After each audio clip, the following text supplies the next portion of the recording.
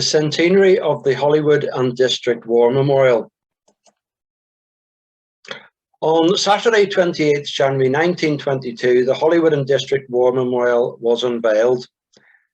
The decision to proceed with the erection of a memorial to commemorate fatalities from Holywood and District had been taken at the Town Hall in Holywood on 15th August 1919.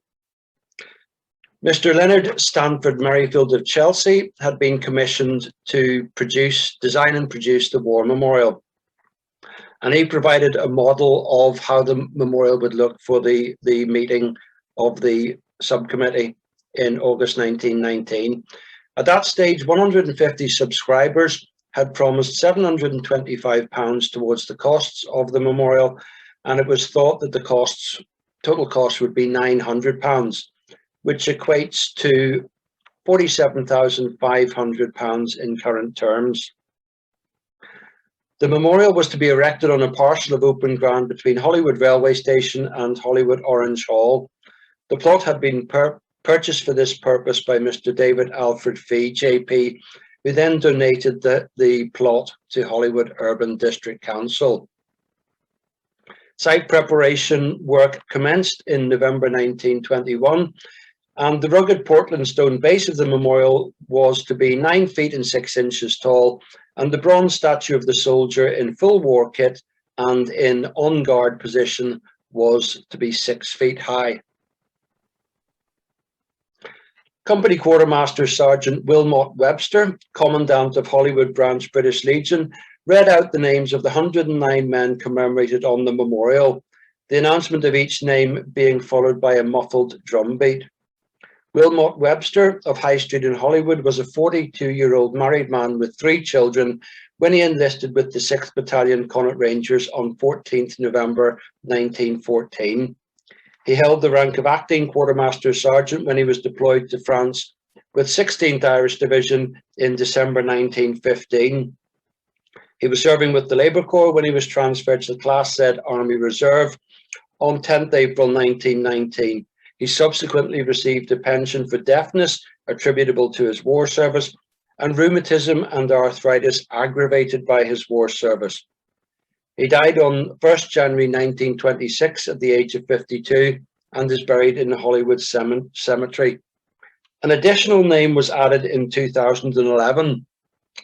Samuel Patton, who served us under the name Patterson, was killed in action on 14 September 1914 during the Battle of Aisne while serving with 2nd Battalion Connaught Rangers.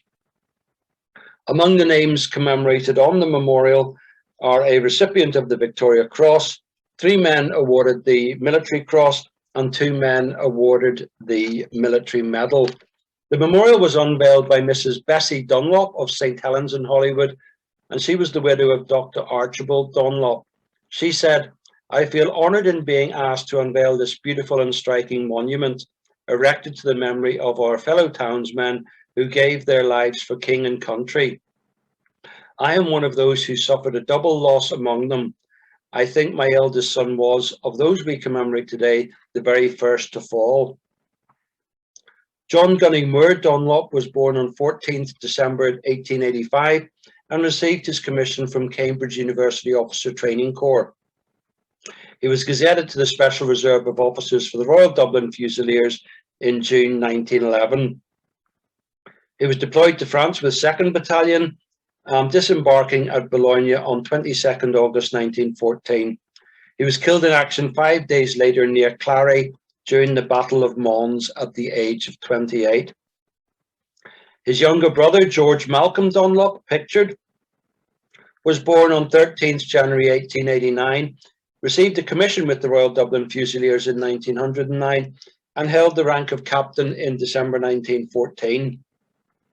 He was killed in action with 1st Battalion at the age of 26 during the calamitous landing at Cape Helles on the Gallipoli Peninsula on 25th April 1915. The public wreath was laid by Mrs. Mary Elliott of Sullivan Street, who lost 3 sons during the Great War. Private William Robert Elliott was serving with 2nd Battalion Royal Enniskilling Fusiliers when he was killed on 26th August 1914 during the retreat from Mons, and he was 32 years old.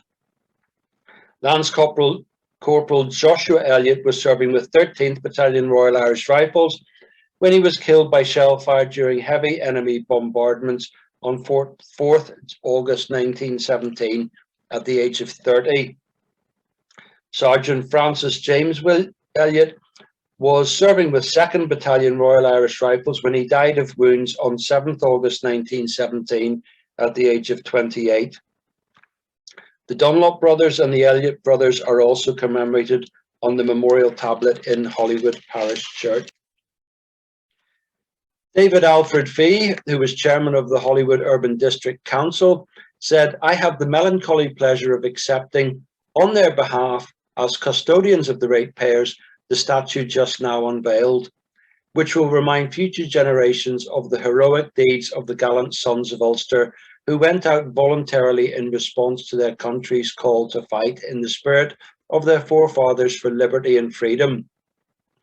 David Alexander Fee was to suffer personal loss in the Second World War when his son, Lieutenant Thomas Hugh Cecil Hickland Fee, Royal Naval Reserve, was killed in action on 23rd November 1939, aged 28, while serving on HMS Rawalpindi.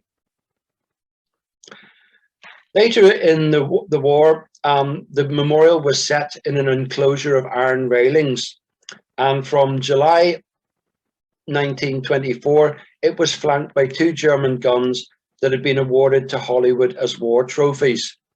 In this image, you can see the railings and one of the trophy guns, and in the background, you can see the Holywood railway station. The war trophies and the railings around the memorial were removed as part of the war effort in the Second World War. From examining old newspaper images and postcards, the memorial has been moved possibly twice in the last 100 years. It was originally positioned in the middle of the square, closer to the Orange Hall, and protected from traffic by railings, as seen here. Later, 4 sturdy stone bases were set in place to support light fittings. So you can see in this image that you've got 4 light fittings at the 4 corners of the enclosure. Later still, the memorial was moved closer to the shoreline, and there was talk of turning it around so that people attending on Remembrance Sunday would not be facing the back of the memorial. There was local opposition to this, as the soldier was deemed to be protecting the town from seaborne attack. In recent years, the memorial has been moved to its current position, and the rugged Portland stone base has been replaced by a dressed stone base. They shall grow not old, as we that are left grow old. Age shall not weary them, nor the years condemn. At the going down of the sun and in the morning, we will remember them.